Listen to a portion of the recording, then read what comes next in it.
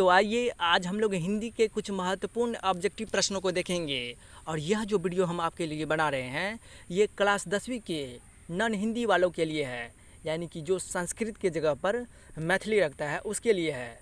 तो आप लोग क्या कीजिए, सबसे पहले यहाँ पे जितने भी लेखक का नाम देख रहे हो उन सारे लेखक को बढ़िया तरीक़ा से एक बेहतर तरीक़ा से याद कर लीजिए, क्योंकि आपके बोर्ड एग्ज़ाम में लेखक के बारे में और लेखक का नाम भी बार बार पूछा जाता है। तो समझे, यदि आप लोग लेखक को बढ़िया तरीक़ा से याद कर लेते हो तो 4 या 5 अंक तो फिक्से है, पूछा ही जाएगा। तो देखिए, तू जिंदा है तो ज़िंदगी के जीत में यकीन कर को रचनाकार, यानी कि इसके रचनाकार कौन है, यानी कि तू जिंदा है तो ज़िंदगी के जीत में यकीन कर, इसको लिखा कौन है, तो इसको लिखा है शंकर शैलेंद्र। यानी इसी तरह आप लोग याद कर लीजिए, जैसे ईदगाह को किसने लिखा है तो प्रेमचंद्र, यानी कि ईदगाह का रचनाकार है प्रेमचंद्र। कर्मवीर को किसने लिखा है तो कर्मवीर को लिखा है अयोध्या सिंह उपाध्याय हरिओद। बाल गोविंद भगत को किसने लिखा है तो रामवृक्ष बेनीपुरी। समझ गए। हंडरू का जलप्रपात को किसने लिखा है कामता प्रसाद सिंह काम। बिहारी के दोहे को लिखा है बिहारी के दोहे को कौन लिखा है तो बिहारी। ठेस को किसने लिखा है तो फणीश्वर नाथ रेणु। बच्चे की दुआ को किसने लिखा है तो मोहम्मद इकबाल। तो आप लोग इसी तरह से आप लोग अच्छी तरीक़ा से इसको याद कर लीजिए। तो आप लोग इन सारे लेखक को याद करने के साथ साथ इसकी विद्या क्या है इसको भी याद कर लीजिए। जैसे कि तू जिंदा है तो ज़िंदगी के जीत में यकीन कर, इसकी विद्या है कविता। ईदगाह क्या है तो ईदगाह की विद्या है कहानी। कर्मवीर फिर कविता हो गया। बाल गोविंद भगत क्या हो गया, रेखा चित्र हो गया। इसको भी याद कर लीजिए, क्योंकि अधिकांश ऑब्जेक्टिव इसी तरह से पूछा जाता है, यानी कि विद्या के बारे में पूछेगा और लेखक के बारे में पूछेगा कि फलाना लेखक जो है क्या लिखा है। तो समझ गए। तो इसको आप लोग बढ़िया तरीक़ा से याद कर लीजिए। देखिए, ठेस लिखा है फणीश्वर नाथ रेणु ने।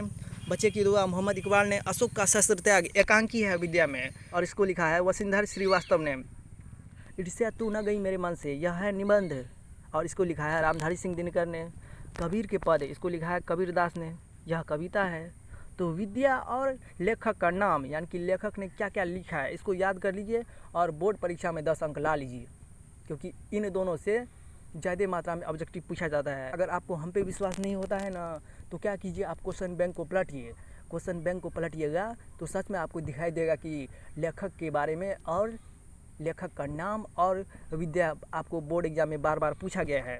जैसे कि यहाँ पे देखिए, विक्रमशिला को लिखा है पाठ्य पुस्तक विकास समिति, और यह है विक्रमशिला क्या है, निबंध है। दीदी की डायरी को लिखा है संकलित है, ये डायरी है। पीपल क्या है, कविता है, गोपाल सिंह नेपाली ने लिखा है। दीनबंधु निराला को लिखा है आचार्य शिव पूजन सहाय, यह है क्या, निबंध। खेमा क्या है, कहानी संकलित है। खुशबू रचते हैं हाथ, अरुण कमल, यह क्या है, कविता है। हौसले की उड़ान क्या है, निबंध है। यहाँ पर देखिए, हौसले की उड़ान को लिखा है पाठ्य पुस्तक विकास समिति, यह है निबंध विद्या की दृष्टि से। जननायक कर्पूरी ठाकुर एक जीवनी है, इसको भी लिखा है पाठ्य पुस्तक विकास समिति।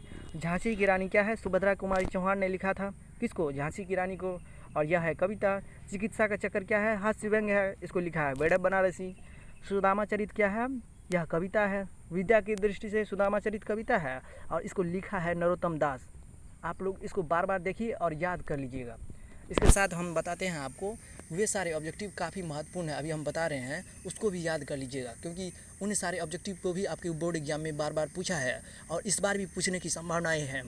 तो देख लीजिए, उन सारे ऑब्जेक्टिव प्रश्नों को भी हम अभी आपको दिखा रहे हैं।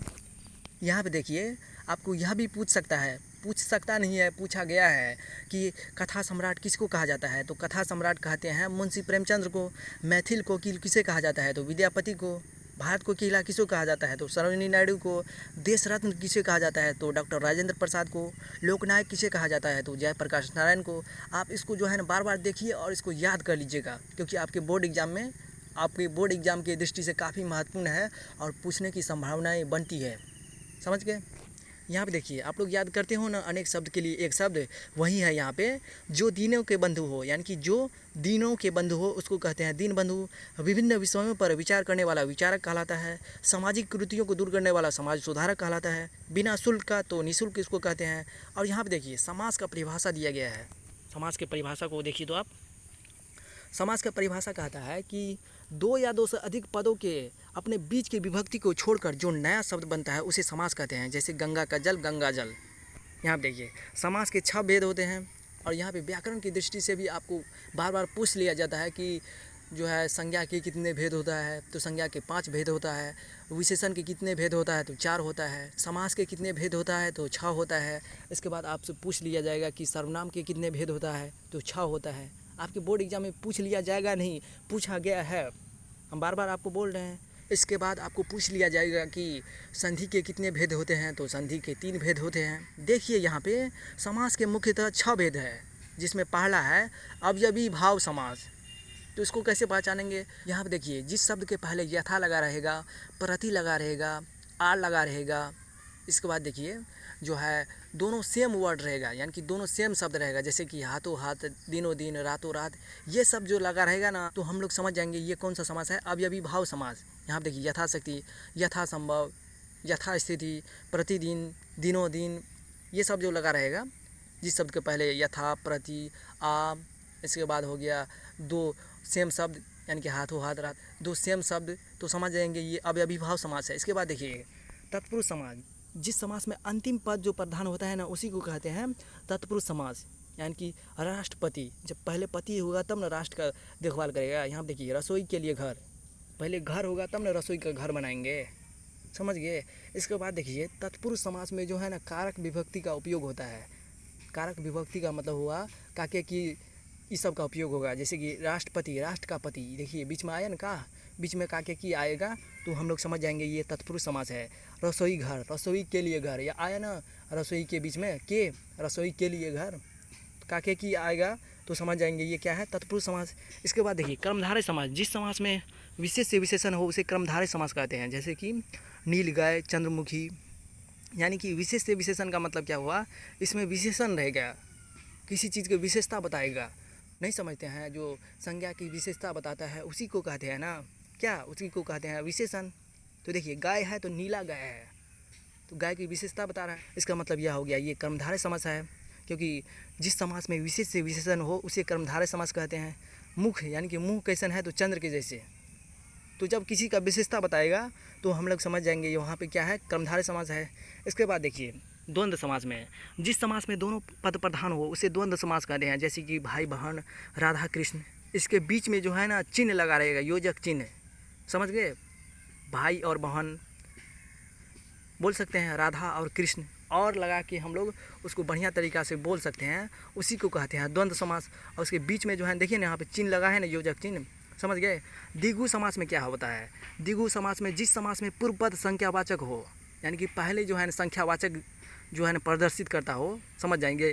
जैसे कि पंचवटी में पंच आता है, पंच मतलब 5, त्रिभुज में 3 आता है, त्रिभुज का मतलब त्रि का मतलब हुआ 3, जो संख्यावाचक हो, पहले वाला शब्द जो है ना संख्यावाचक को प्रदर्शित करता हो, सूचित करता हो, उसी को कहते हैं द्विगु समास, समझ गए।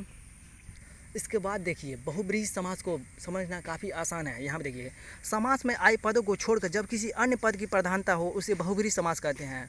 बहुब्रीहि समास क्या कर लेगा, यहाँ रहेगा बात यहाँ पे, अब पकड़ लेगा अंटीना कहीं पे। जैसे देखिए पीताम्बर, पीताम्बर किसको कहते हैं, श्री कृष्ण को कहते हैं।